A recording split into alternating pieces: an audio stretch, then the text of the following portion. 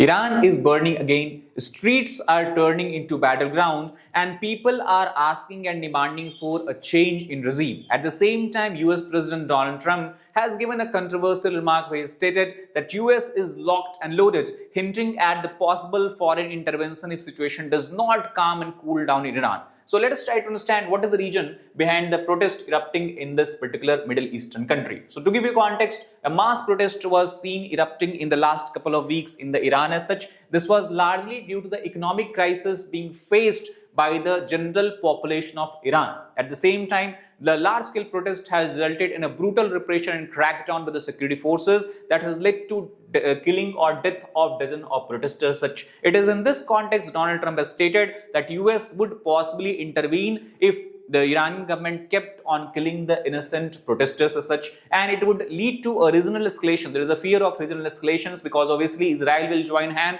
and again we will see a second wave of attack between or second wave of battle and war between Israel, US and Iran as such.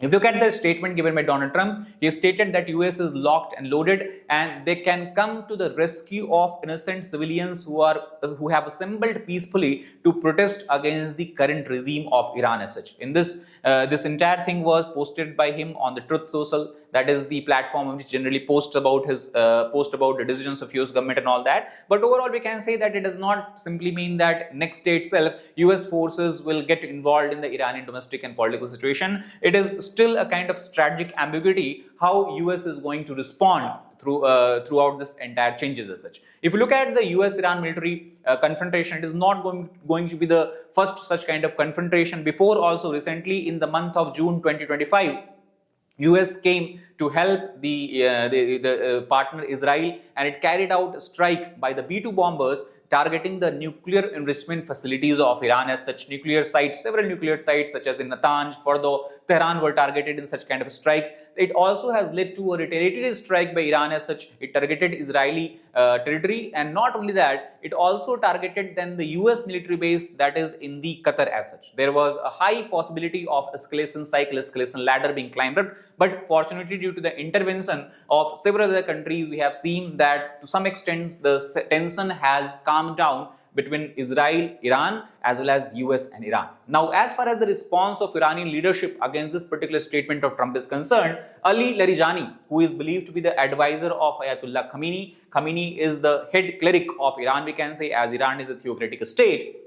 He has stated and demanded that US should not intervene in the domestic situations of Iran as such. It is the internal matter of Iran, whatever is going on right now. And if US intervene, it will lead to destabilization in the entire Middle East, which obviously will stifle and also will threaten the US interest in this particular area. That means the message largely coming from the Iranian government is that if US keeps on interfering in the Iranian domestic political matter, it would not be good for the US interest in the West Asia.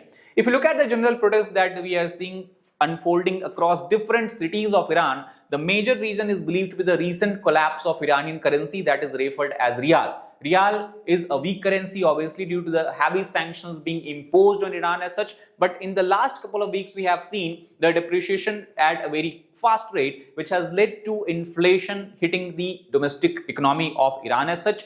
Due to the inflation, or we can say inflation that seems to be out of control, is spiraling out of control, economic hardships are being faced by the general population of Iran as such, especially the youth population of Iran, who do not have enough employment opportunities because the government of Iran has failed in creating employment opportunities, and also the trader community of Iran both have taken the path of protest against the government to ensure that their economic hardship can be curtailed to some extent as such. This protest that erupted in the capital city of Tehran itself, later on it began to engulf other cities, large to small cities also, especially due to the participation of university students all across the country as such. Thus, we can say today the protest has taken a shape of nationwide protest, nationwide expansion, and we are also seeing the slogans not only being raised against the sitting president or the current administration of Iran, this protest is clearly targeting the head cleric of Iran, that is Ayatollah Khamenei. So anti-clerical slogans are being raised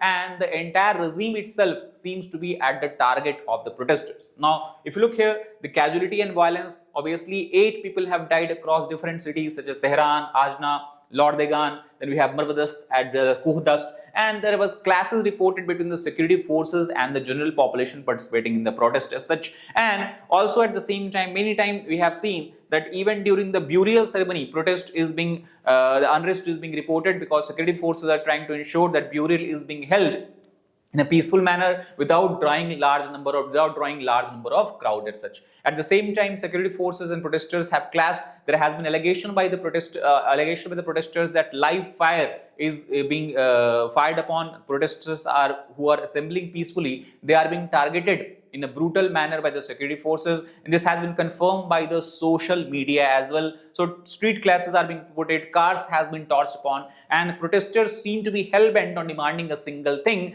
that is end the rule of Ayatollah Ali Khamenei. Now, this simply means that there is going to be a change in regime if protest does not quells down. And it seems that protesters also are saying that not only economic hardship, we are also facing a decline in our liberty. Any right we cannot exercise in the current administration, and that is why they are reviving again. They are basically calling for the revival of monarchy. If you think and look at the history of Iran, we know that till 1979, Shah Reza Pahlavi from Pahlavi dynasty used to be a ruler of Iran.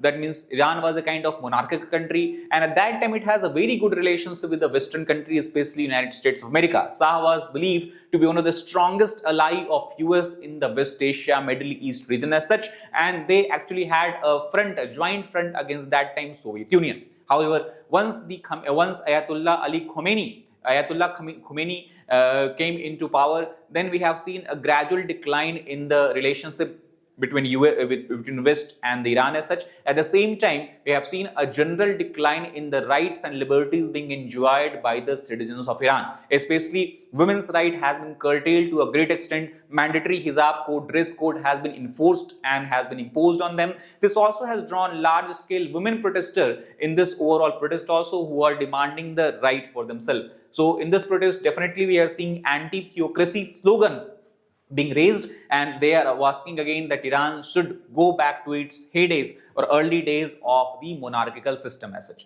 Now, public perception about US role, if you look at by the statement given by several protesters, they have said that Trump's administration definitely has a deterrence effect, because whenever Donald Trump or Benjamin Netanyahu say something about Iran, it obviously creates a fear among the government, fear among the administration, and they are hoping that such kind of external pressure, even not directly but indirectly, can help in ending the current regime and revival of a libertarian and progressive, we can say, governance system in the country as such. Obviously, international tensions they are also vying for, so the diplomatic pressure can be built up on the current administration so that the brutal repression and crushing of protest at least is not carried out by the regime as such.